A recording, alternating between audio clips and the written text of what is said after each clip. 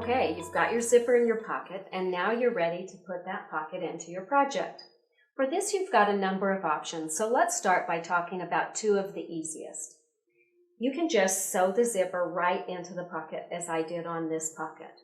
Or you can bind the top of the zipper to really finish things off and get a more professional look, as I did on this one. Either way works. The important thing is to make sure that your zipper is zipped completely shut before you start. We don't want any bulges in our zipper tape around the zipper pull, so we want that zipper pull all the way out here, off the pocket. You'll position the pocket in place on your project.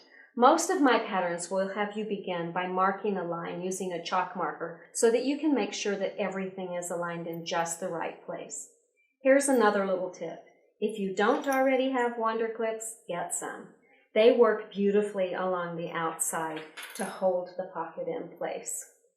I made these pockets out of vinyl, and wonder clips are especially helpful for this. It's hard to put a pin into vinyl because it bends, and it also leaves a hole that doesn't heal.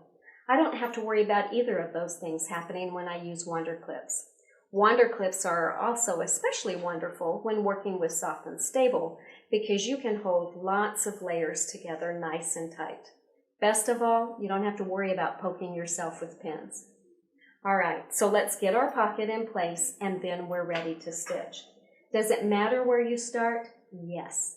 To make this easy, you've got to start in the right place, so pay attention. All right, our pocket's in place, the zipper is closed, and the zipper pull is way off to the left. You've got to assume that's happened because we've already stitched this. We're always going to begin stitching in the top left corner at the top of the zipper so that the first line you stitch is across the long top edge of the zipper. We'll stitch all the way across the zipper tape and then we'll pivot and stitch down the right side. We'll pivot again and stitch across the bottom. Finally, we'll pivot and stitch up the left side, making sure that before we stitch across the zipper tape on the left side, we pull this zipper pull to the inside. In the next step, you're going to whack off that zipper tape even with the edges of the bag. And you don't want your zipper pull on the outside because then you're going to have to figure out how to get it back on. Because we stitched first across the top of the zipper tape, when we do open the zipper here, it's not going to lift up and get wonky. We're going to be able to stitch right across the zipper tape and everything's going to stay in line.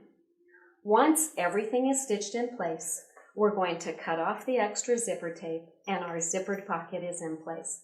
Now, wasn't that fun? And say it with me, easy? Zippers are easy.